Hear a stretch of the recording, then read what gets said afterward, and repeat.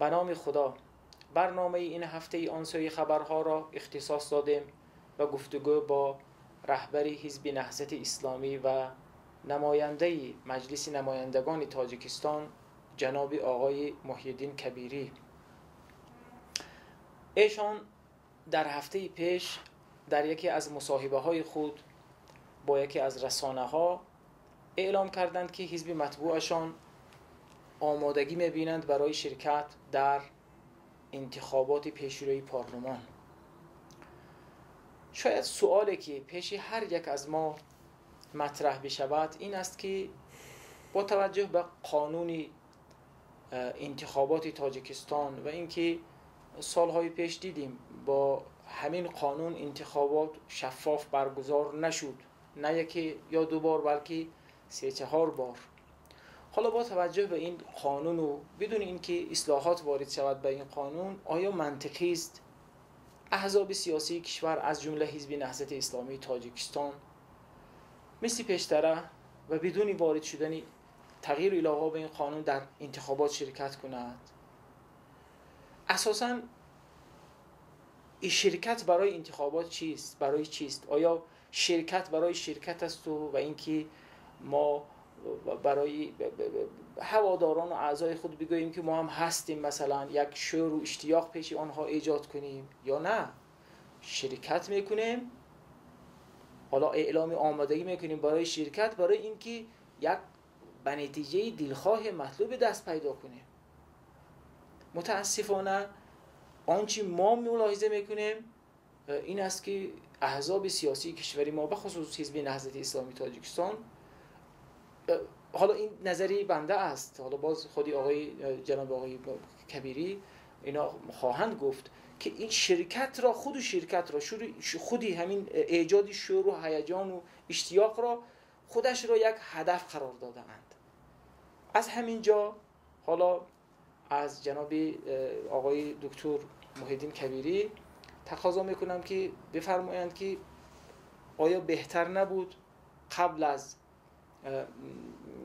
اعلام آمادگی ما اول ببینیم که یعنی این قانون در قانون انتخابات تغییرات و علاوه ها وارد می شدند، اصلا این تغییر وارد کردن تغییر علاوه ها در قانون انتخابات به عنوان یک پیش شرطی اعلام آمادگی یا شرکت می شد. آیا این بهتر نبود برای حزب نهضت اسلامی تاجیکستان؟ بسم الله الرحمن الرحیم.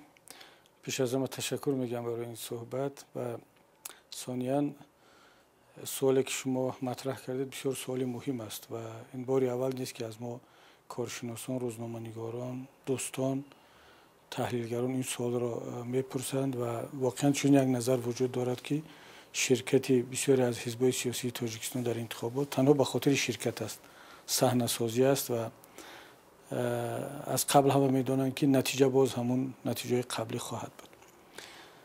نظری ما کمی فرق میکند. هنوز در انتخابات 2010 انتخابات پارلمانی که رأی نهضت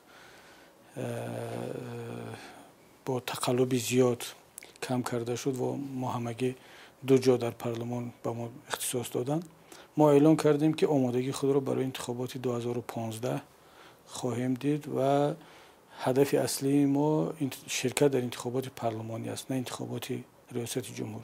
اگر شما خود شاهد بودید که در انتخابات ریاست جمهور هم نهضت تلاش‌های زیادی کرد و نامزدی سزاواری هم داشتیم. خب حالا سوال این است که 1 سال قبل از انتخابات پارلمانی چی کارها را نهضت کرده ایستاده است و آیا اگر تغییرات علاوه در قانون عمل کننده وارد نشود ضرور است که نهضت باز هم راه طی کرده را از نو طی کند و با همین یک قانون نامکمل و ناقص وارد انتخابات شود؟ نه، ما گفتیم که باید که ما با انتخابات با قانون جدید وارد شویم و برای همین نهضت لایحه تغییر علاوه را به قانون عمل کننده پیشنهاد کرد که امروز در دست پارلمان هست. احتمال جانبداری این لایحه ما از طرف دوستان دیگرمون در مجلس به خصوص حزب حاکم زیاد نیست، به خصوص وقتی که ما آمادگی به پیشنهاد این لایحه را داشتیم، خود نمایندگان حزب حاکم لایحه دیگری را زودتر از ما پیشنهاد کردن با تغییرات الهه خیلی هم جزئی و خیلی هم کسمتیکی که عباره رو با جمله عوض کردن و تغییرات زیاد نیست. اگرچه یک قدم به پیش است. برای مثال گراپولی انتخابات رو از $2000 برای هر نامزد به $1000 نزدیک $1000 پایین‌تر بودن. ولی این از نگاه ما کافی نیست. ما اطراف 4 موضوع اساسی تغییرات پیشنهاد کردیم. یکی این در کمیسیون‌های انتخابی بخصوص بالای صندوق‌ها نمایندگان تمام احزاب باشند، شرکت کنند. دوم اینکه برای مهاجرین ما که نزدیک 2 میلیون مهاجر هستند حق شرکت در انتخابات به حیث نامزد داده شود، چون حالا قانون عمل کننده یک محدودیت استقامت 5 سال اخیر رو در کشور پیش بینی میکنند که عملاً 2 میلیون شهروندی ما که در خارج کشور زحمت میکشن نمیتونن نامزد باشن.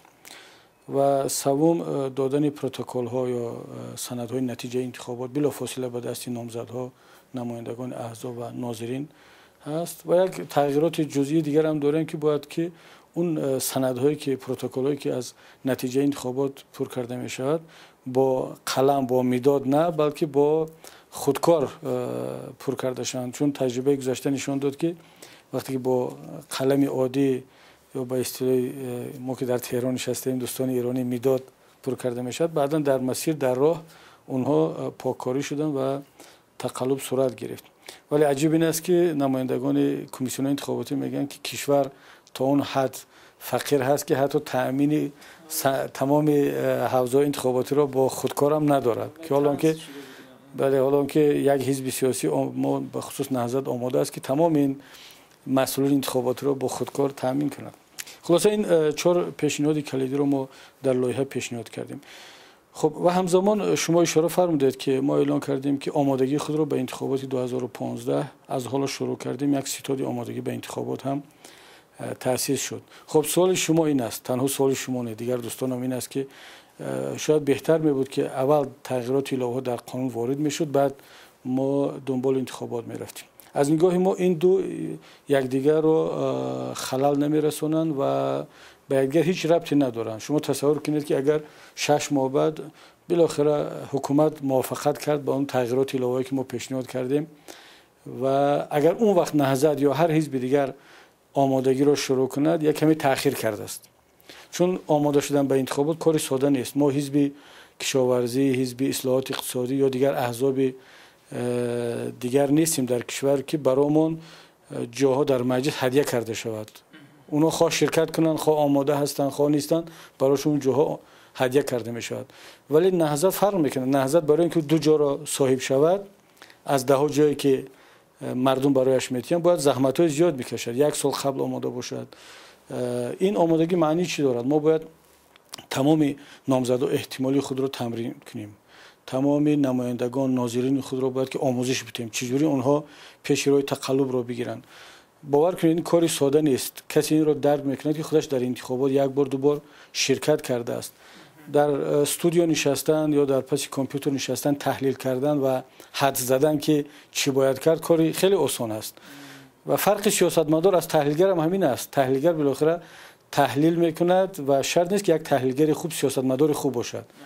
ولی یک سیاستمدار واقعی، سیاستمدار خوب همزمان باید تحلیلگر خوب هم باشد. و فرق هم در همین است. ما با کمال احترام با نظر همه کارشناسان تحلیلگران به این نتیجه رسیدیم که همزمان برابر پیشنهاد کردن تغییر الهه به قانون عمل کننده انتخابات باید ستاد آمادگی انتخابات را هم درست کرد و اگر تصمیم بر آن شود که در انتخابات شرکت نکنیم، این زحمت‌هایی که ما در ستاد میکشیم اینو بهوده نخواهند رفت. بالاخره حزب سیاسی از تجربه می‌آموزد، آموزش می‌دهد و تصمیم نهایی درباره شرکت در روزهای اخیر خواهد گرفته میشد. استاد، آیا امید هست که این تغییراتی که شما مورد نظری شماست، مورد نظری احزاب دیگر این وارد شود؟ چون با توجه به این پارلمانی که داریم تا قیام قیامت هم خدا می‌داند اینها این کار شدنش را. اما فرض کردیم، سوالی من این است، فرض کردیم اونها در داخل پارلمان این کار نمیشد، آیا در بیرون از پارلمان، حالا البته از کانال‌های راه‌های قانونی و در چارچوب قانونی موجود، آیا راهی هست، آیا امکانی هست، آیا فضایی برای احزاب سیاسی به خصوص حزب نهضت اسلامی تاجیکستان هست که فشار وارد سازد.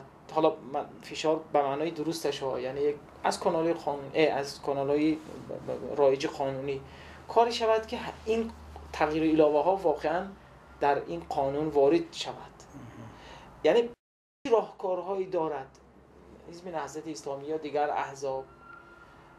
آیا امید از این طریق هست؟ آیا هیچ به نظرتان هیچ راهی میرسد در این زمینه؟ ببینید، نباید ما تا این حد ساده نگر باشیم و تصور کنیم که حالا که ما لایحه قانون را پیشنهاد کردیم حتما دوستان ما در حزب خلق دموکراسی اکثریت پارلمان رو بررسی خواهند کرد. ما تجربه تلخی پیشنهاد تغییرات الهه به قانون‌های انتخابات مجلس، انتخابات ریاست جمهوری رو داریم که همش ناکام بود و حتی بررسی هم نکردن دوستان ما در مجلس.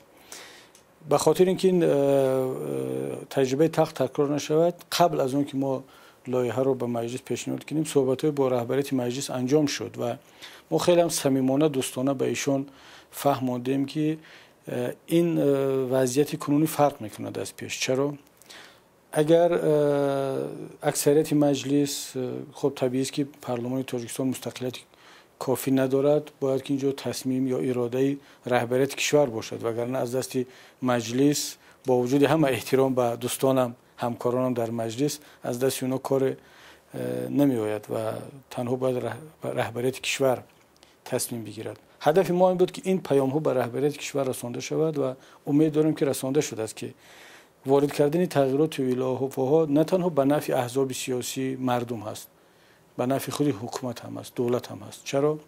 چون انتخابات قبلی که پر از تقلب و دروغ و تزویر بودن آبروی کشور رو برد و این انتخابات ها رو تبدیل داد به یک مسخره و مضحکه و حتی انتخابات اخیر ریاست جمهوری هم با اعتراف اکثری ناظران بین المللی انتخابات شفاف و دموکراسی هم نبود.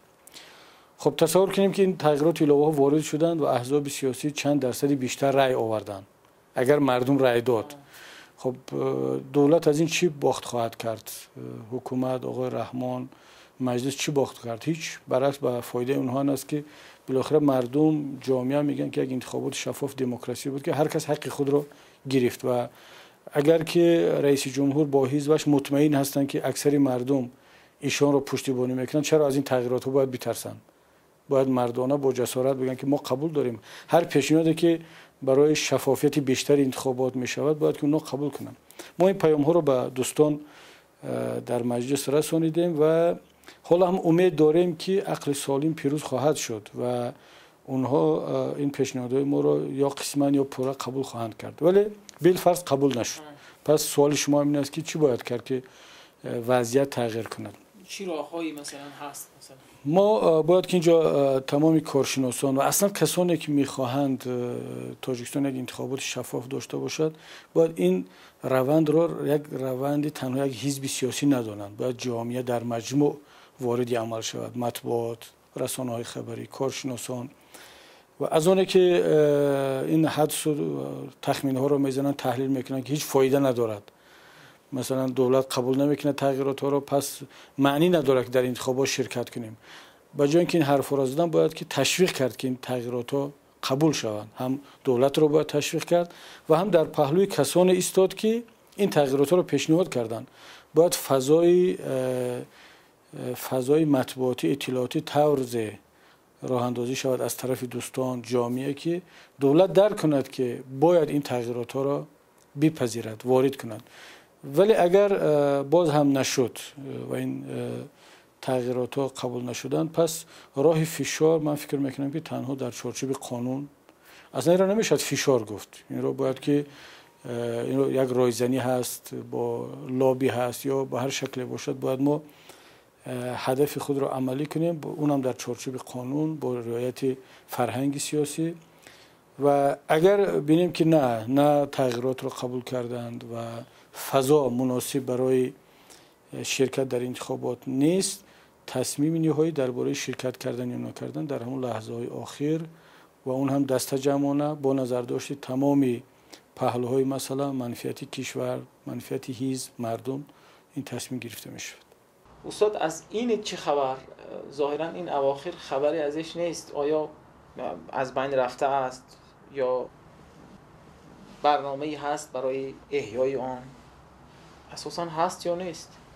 ببینید، ما وقتی که اتحاد نیروهای اصلاحات خواه تشکیل شد، بعد از انتخابات تصمیم گرفتیم که یک مدت باید که بگذره تا اینکه همه به خود بیایند، این بحث‌های انتخاباتی کمی فروکش شود و ما اون زمان اعلام کرده بودیم که نیت فعالیت خود را ادامه خواهد داد و اخیراً اون گروه کاری اینیت که از 6 نفر عبارت بود یک جلسه برگزار کردیم و بدون اون که اعلان شود که به چی نتیجه رسید، ولی من الان میتونم با اجازه دوستان این را خدمت شما بگم که نتیجه اون نشستیم بود که اینیت باید فعالیت خود را ادامه بدهد و چون هدف اینیت تنها یک انتخابات ریاست جمهوری نبود، هدف اصلیش این پیشنهاد کردن راه الटरनेटिव برای کشور و ملت بود که خلاصش در برنامه نامزدی ما جا میگرفت اگر نامزدی ما ثبت نام میشد. ولی چون نامزد ثبت نام نشد و در انتخابات شرکت نکرد، معنی ندارد که اون دیدگاه و کنسپت اینیت فراموش شود. اون فراموش شدنی نیست، چون که اون کنسپت برای رشد آینده ملت است و میتوان از اون در برنامه نامزدها و احزاب سیاسی در انتخابات پارلمانی هم استفاده کرد. ما انشاءالله روزهای نزدیک نشست دومی بعد از انتخابات را برگزار خواهیم کرد و این شروع فعالیت رسمی اینیت از نو خواهد بود. تشکر استاد، تشکر فراوان. واقعا ما امیدواریم که دست در کاران سیاسی ما دولت مردان به عقل بیایند. این به نفع خودشان است. ما پارلمان داریم و این پارلمان، حالا که استاد میفرمایند مستقل نیست، خیلی خوب، اینا همه میدونند، خودی نمایندگانی محترم هم میدونند این را، اما باید کاری کرد این قانون اصلاح بشود، احزاب شرکت کنند در کشورهای پساشوروی، تحولات پشت سری هم دارد اتفاق میافتد. کسی در تاجیکستان نمیخواهد که جامعه ما ناآرام شود. یک بار تلخی این را چشیدند، دیگر کسی اصلا خواهان این نیست. اما این به معنای سوء استفاده از این وضع هم نیست. یعنی من اگر گویم قانون باید در قانون انتخابات تغییرات علاوه ها وارد شود یا اصلاح شود، کسی نگوید بر من سری من بزند که تو میخواهی در این کشور جنگ شود، در این کشور ناآرامی شود، در این کشور ناتنجی آید. کسی این را نمیخواد مگر کسی دیوانه است.